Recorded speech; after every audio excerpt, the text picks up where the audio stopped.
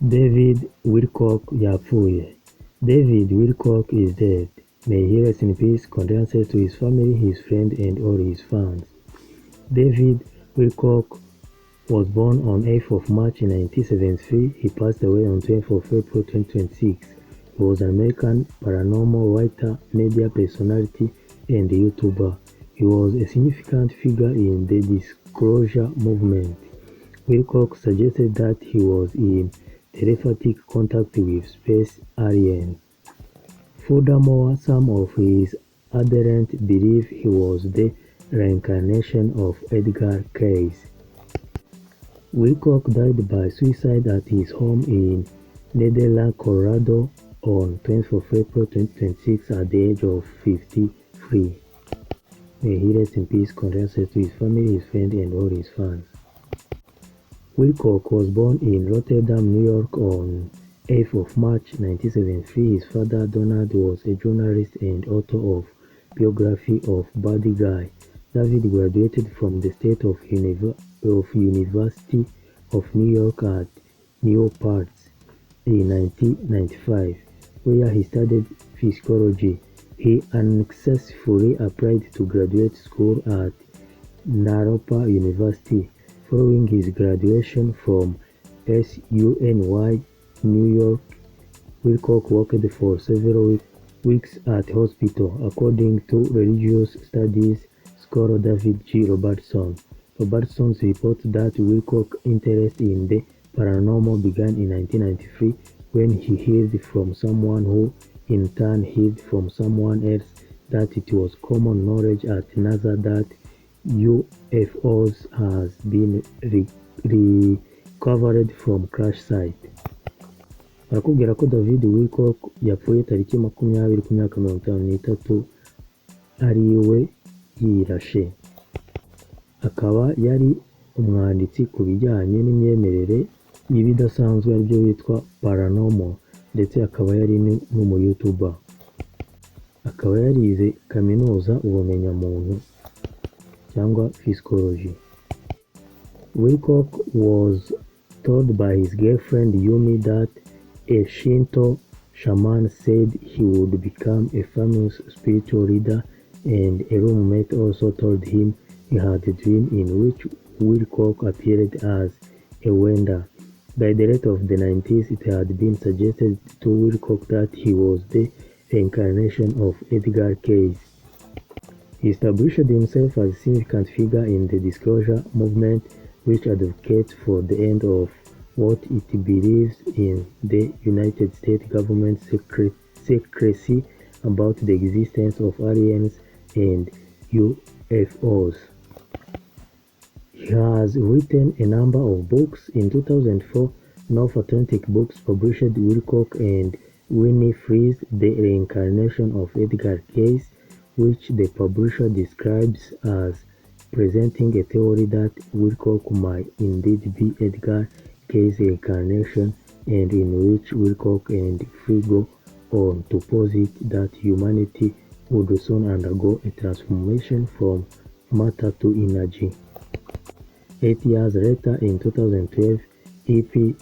Dutton published Wilcock, The SARS Field Investigation, The Hidden Science and Lost Civilization Behind the 2012 Prophecies, which Kirkus Review described as chronicling his prediction that the year 2012 would be the start of epoch that may usher in higher state of consciousness, according to publisher Penguin Random House.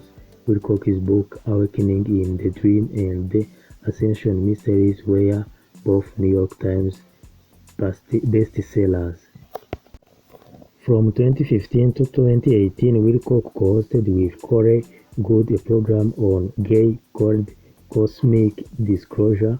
Wilcock's 2018 documentary-style film Above Majestic, according to Vice, makes the case that reptilian aliens occupy large swathes of Antarctica, are messing for invasion, and control the world's government and banks. A review of the film, A Movie Web described it, advancing the theory that the 11 September attack were an alien conspiracy cover-up. The following year, Wilcock produced the documentary-style film The Cosmic Secret, which Vice described as predicting an upcoming global catastrophe based on information Wilcock purported to have received via telepathic contact with space aliens. From 2010, Wilcock ran a YouTube channel that hosted his video. He regularly appeared on the History Channel program Ancient Alien. He had moved to Colorado by 2017 and had become the director of advanced technology of Stavety Aerospace by 2023. May he rest in peace. But who was Edgar Cayce? Edgar Cayce, who was an American clairvoyant who reported a chronicle and ability to diagnose disease and recommend treatment for ailments while asleep. He was born on the 18th of March 1987. He died on 3rd of January 1943. During thousands of transcribed sessions, Cayce answered the questions on subjects including healing, reincarnation, dreams, the afterlife, past lives, nutrition, Atlantis, and future events. Cayce said he was a devout Christian and was not a spiritualist or communicating with spirits. Cayce is regarded as a founder of the New Age movement and principal source of many of the movement's characteristic beliefs.